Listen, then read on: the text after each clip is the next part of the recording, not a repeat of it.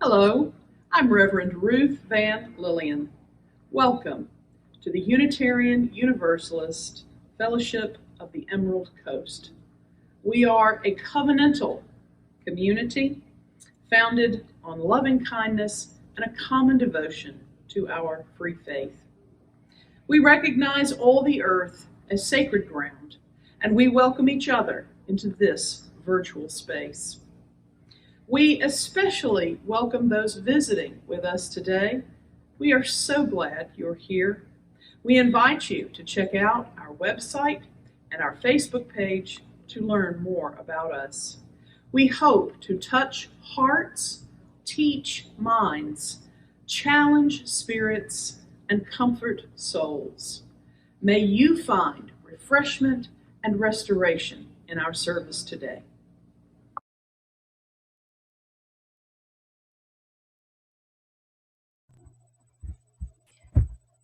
Our different paths come together in this holy place, graced by the history of our free religious heritage.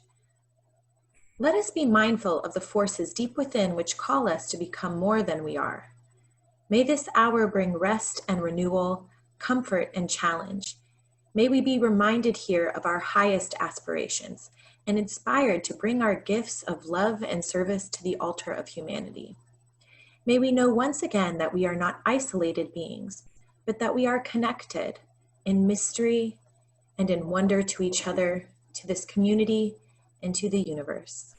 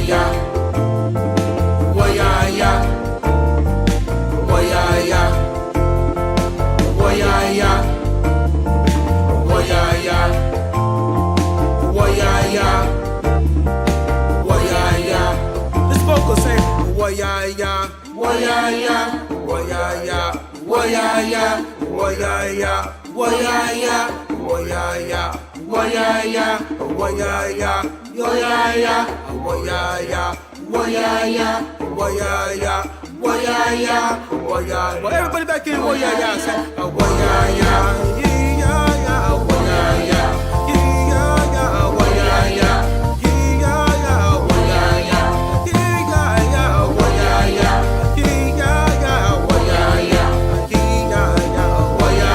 First time, say,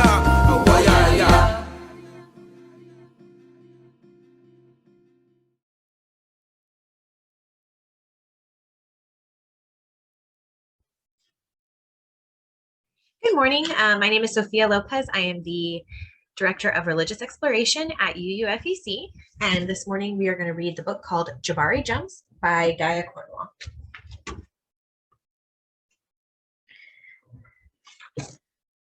I'm jumping off the diving board today, Jabari told his dad.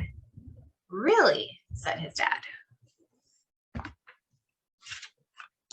The diving board was high and maybe a little scary, but Jabari had finished his swimming lessons and passed his swim test, and now he was ready to jump. I'm a great jumper, said Jabari, so I'm not scared at all. Jabari watched the other kids climb the long ladder. They walked all the way out to the end of the board as big as tiny bugs. Then they stood on the edge. They spread their arms and bent their knees and sprang up, up, up, and then they dove down, down, down. Splash. Looks easy, Jabari said. But when his dad squeezed his hand, Jabari squeezed back.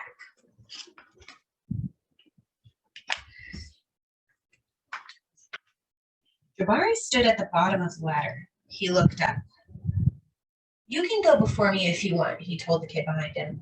I need to think about what kind of special jump I'm going to do. Jabari thought and thought.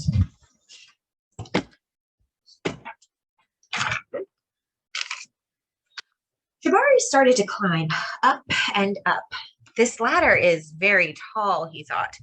Are you okay? Called his dad. I'm just a little tired, said Jabari. Maybe you should climb down and take a tiny rest, said his dad. A tiny rest sounded like a good idea. When he got to the bottom, Jabari remembered something. I forgot to do my stretches, he said to his dad. Stretching is very important, said his dad. I think tomorrow might be a better day for jumping, Jabari said. They looked up at the diving board together. It's okay to feel a little scared, said his dad. Sometimes if I feel a little scared, I take a deep breath and tell myself, I am ready. And you know what? Sometimes it stops feeling scary and feels a little like a surprise. Jabari loves surprises. Jabari took a deep breath and felt it fill his body from the ends of his hair right down to the tops of his toes. Jabari looked up. He began to climb up and up and up and up until he got to the top. Jabari stood up straight. He walked all the way to the end of the board. His toes curled around the rough edge. Jabari looked out as far as he could see. He felt like he was ready. I love surprises, he whispered. He took a deep breath and spread his arms and bent his knees. Then he sprang up, up off the board, flying. Jabari hit the water with a splash. Down, down, down, and then back up. Whoosh.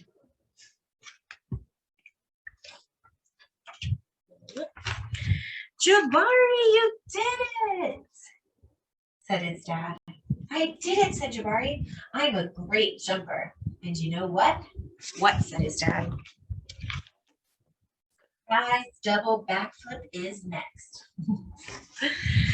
I love this book. It actually really brings me back to growing up, where I grew up, every neighborhood had a community pool, and ours was the only one that still had a high dive. And we just lived at the pool in the summers. And the part in the book when he talks about how his toes were curling over the rough edge just made me remember exactly what it felt like to be on the diving board, because it really is rough, and it brought back a lot of memories for me too. But this is a great book about conquering your fears, and sometimes knowing that, you know what, even though it's scary, you are ready, taking a deep breath and going for it.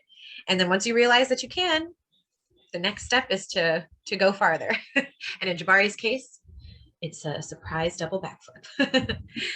All right. Well, you all have a great day. Bye. Let us spend a few moments in silence as we consider our friends and our members and their joys and concerns. And then I'll close us with a few words.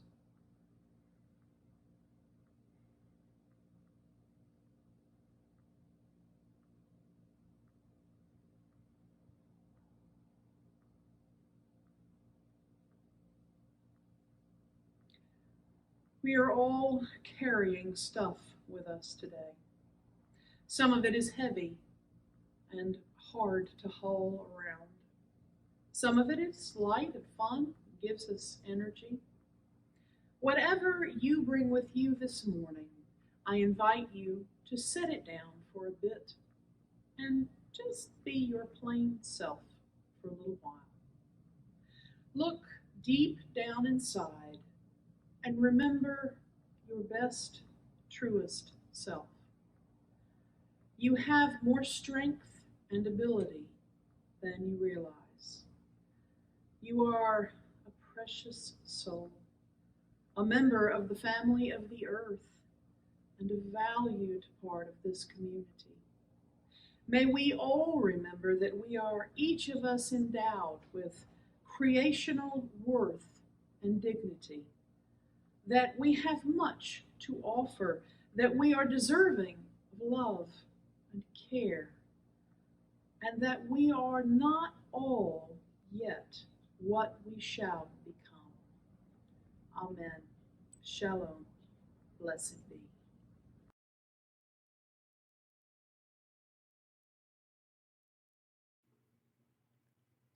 Labor Day. In 1935, a U.S. government truck, part of a New Deal program called Relief, pulled up at my grandfather's house. Now, that house was a 2-room sharecropper shack, and 16 people were living inside. The family was starving to death. It wasn't malnutrition, it was starvation. The government truck was distributing surplus food, which on that particular visit consisted of a gallon glass jar of mustard. That was it. My father was 11 years old at that time, and he and his siblings thus became the first generation of U.S. children raised on what came to be known as welfare. That first glimmer of government help proved to be a harbinger of things to come. Now, I come from a long line of poor people, part of what's known as the incorrigible poor or the long-term poor.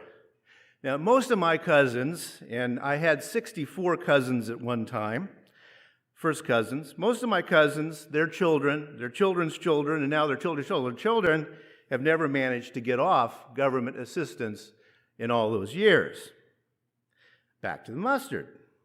These were farmers who traveled by horse, and this was long before television had been invented. No one in the family had ever seen mustard. They thought, oh, it's what rich folks eat, so they ate it. It's all they had, though a gallon of mustard doesn't go all that far, but split between 16 people. It made them incredibly ill. So then they decided the government was out to poison poor people. Now, I suspect if that story had made it into the newspapers, some rich folks would have responded, hey, why are those poor people so stupid? Why didn't they just put it on their roast beef sandwiches, right? Well, that's the story of my family. We are a little bit of a sociological experiment. My father was one of 11 children. Of that group, eventually 3 escaped poverty. Now, how did those 3 escape? Well, my father was able to join a labor union, and 2 of his sisters married men who were able to join labor unions. The rest of those kids lived and died in the poverty that they were born into. Their children, my first cousins, and as I said, I had 64 of them at one time before death started weeding them out. We poor folk don't live as long as other folks. My cousins, for the most part, remained in the welfare system. I was, and 4 generations later, as far as I know, I still am, the only one of the descendants of that sharecropper's shack to ever have gotten a college degree. Now, I want to quickly point out that my father didn't try harder than any of his siblings. And I didn't work any harder than any of my cousins. Matter of fact, most of them had 2 or 3 jobs. It was just lucky. It's pure luck. And on this Labor Day, it's good to remember that the labor union is one of the few anti-poverty programs in the U.S. history that has actually worked. The rest of it is kind of handing out mustard to people. Well, okay, why talk about poverty when you can talk about the good old days? After all, I am a child of the golden age of U.S. labor unions. I'm part of the great in that Make America Great Again. My father was a member of the Boilermakers Union, officially titled the International Brotherhood of Boilermakers, Iron Ship Builders, Blacksmiths, Foragers, and Helpers. And yeah, that's where the name of the drink comes from. Those guys were a tough bunch. One Boilermaker saying from the time went, "If you know you're coming home with all your fingers and toes, you're not going to work." They were tough. The fact is, if you handle red-hot steel 8 hours a day, sometimes 12 hours a day, 6 and 7 days a week, you're going to get hurt, often. And some of my first memories are the bitter cold when my father marched on the picket line during strikes. Every year, Mom and Dad would start getting worried along about November because the union contract had to be renegotiated before December 31st.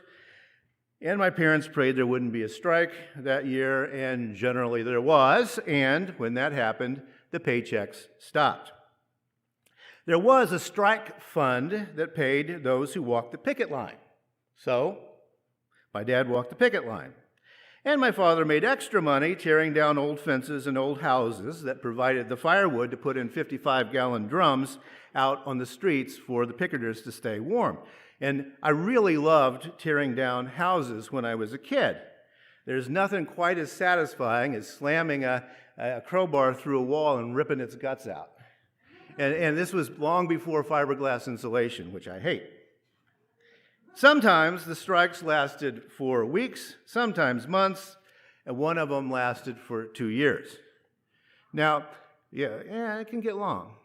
I remember my mom ripping open a 10-pound bag of potatoes on Sunday nights, and she would count them out on the counter, putting them into 7 groups so that we would have something to eat for the entire week. Now, that was the 1960s, and that was the golden age of American labor unions. And my father was indeed fortunate to have a union job, a job that provided a living wage, some measure of safety and working conditions, health insurance that covered those constant injuries, provision for overtime pay, and a pension plan, though that went away when the Reagan administration began eliminating the New Deal era labor laws. Now, thanks to a union, unlike my dad when he was a kid, I never actually went hungry. I had malnutrition, not starvation. And again, parenthetically, when you're born poor, you carry that all your life. I have a swayed back and bent legs due to my malnutrition as a kid. And it turns out that cornbread made with water and eating fried potatoes and lard every day for every meal is not all that nutritious for you. And, it's really a bad idea to be born poor. But here's the thing. When I was born, 25% of the U.S. population lived in poverty. 25%. By the time I was 10 years old, 15% of Americans lived in poverty. Then the U.S. poverty rate and the rise in U.S. worker incomes froze, and it hasn't changed since. It's still at 15% poverty rate.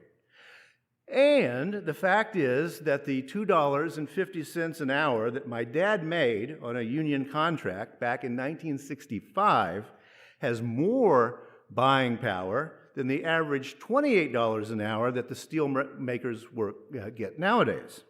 So I really did live in the golden age of American labor when poor people could become not poor. We were still working class, but we weren't incorrigibly poor. I should again parenthetically mention something about the American class system. If you give poor people a fair wage, they become not poor, but they don't become middle class. The American class system simply doesn't work that way. Politicians would like you to think it works that way, but it doesn't. Working class people simply have different manners and mores. It's about sociology. It's not about your finances.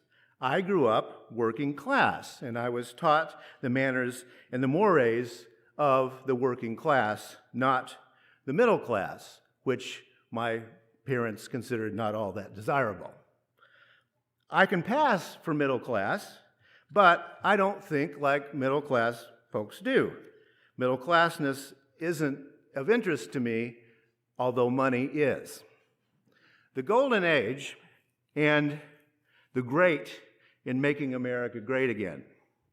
Sometimes we forget that those unions in those days were mostly white male institutions. For the most part, the unions in those days addressed only one American disease, the oppression of working class white males. Racism and sexism had to wait. The Bread and Roses strike didn't work out for them. My father was, by the way, drafted into the Army during the Second World War. When he was drafted, he was 22 years old, and he was in 6th grade. He was semi-literate, but he was a white male war veteran and therefore privileged.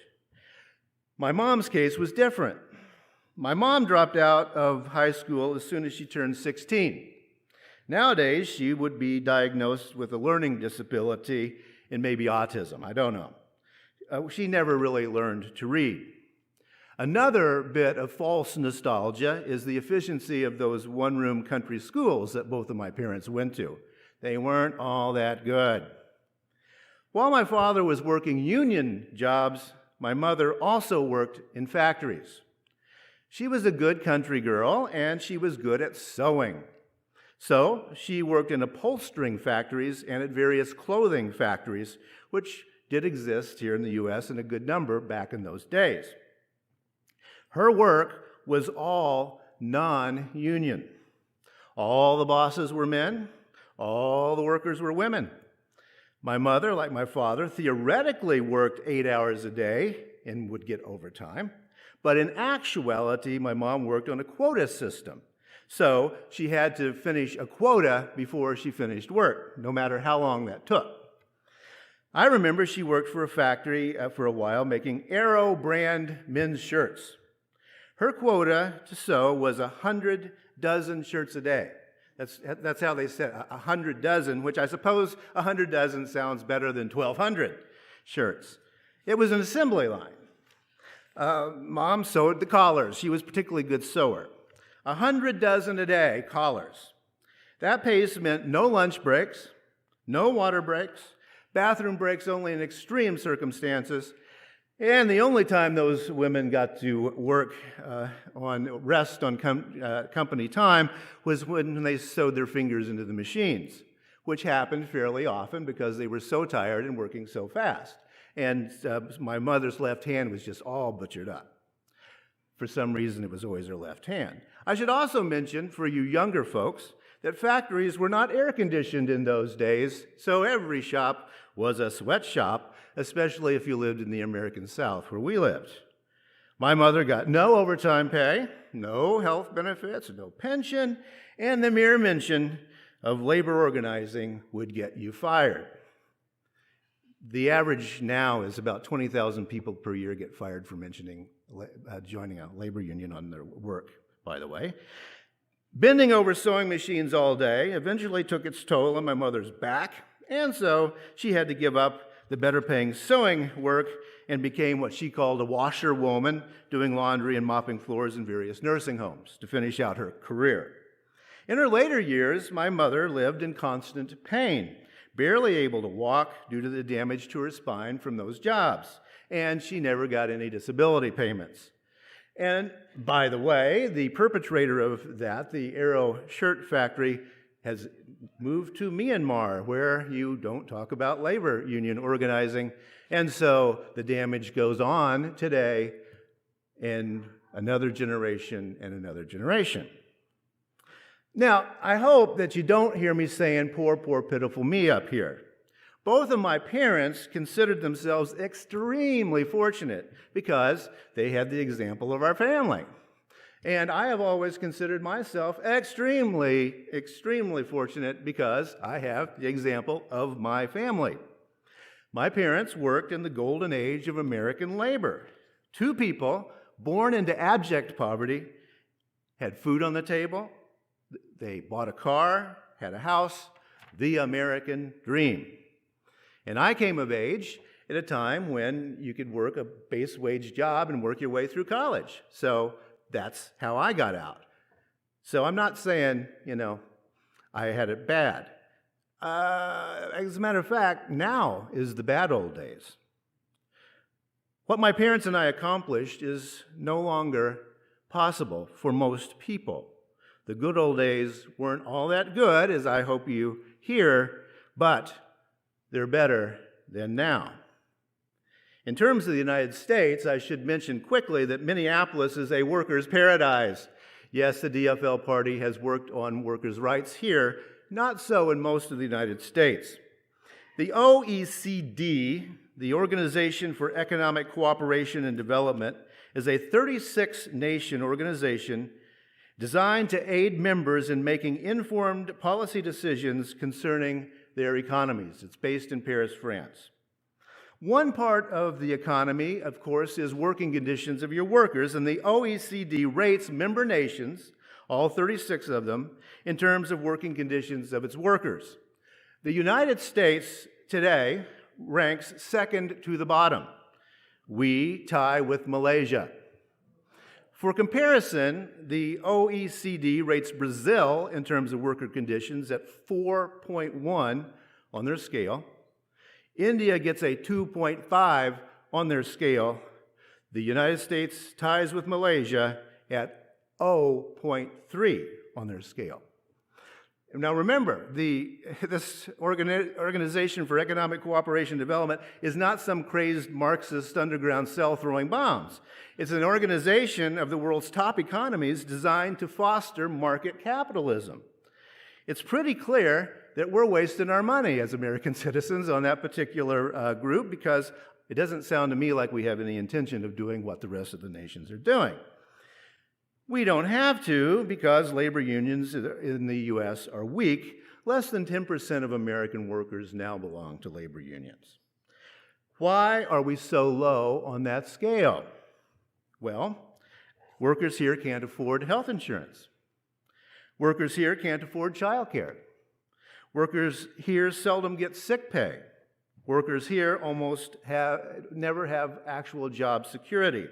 And the list goes on and on and on. 37 million working Americans live below the poverty line. And remember what I said earlier, poor people stop being poor when you give them a fair wage.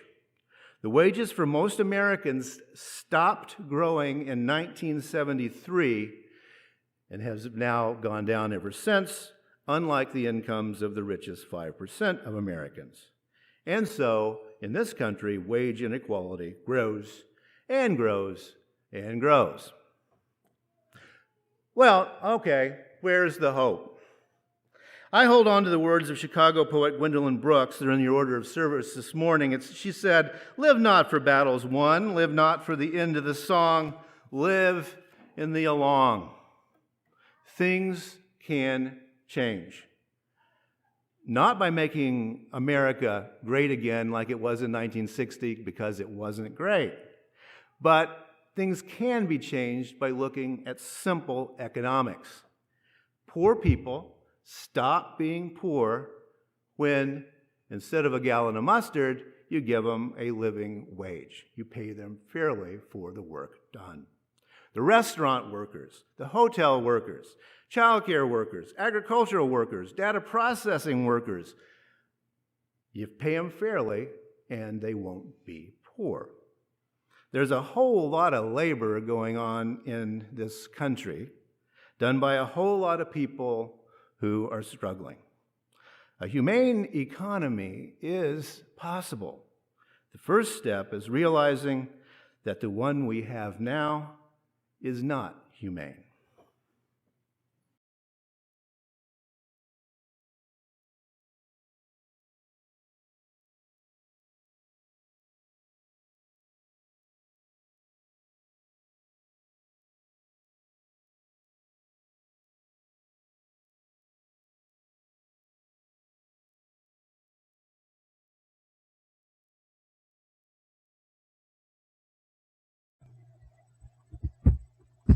Every job from the heart is ultimately of equal value.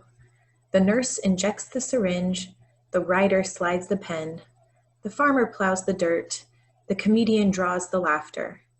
Monetary income is the deceiver of a man's true worth.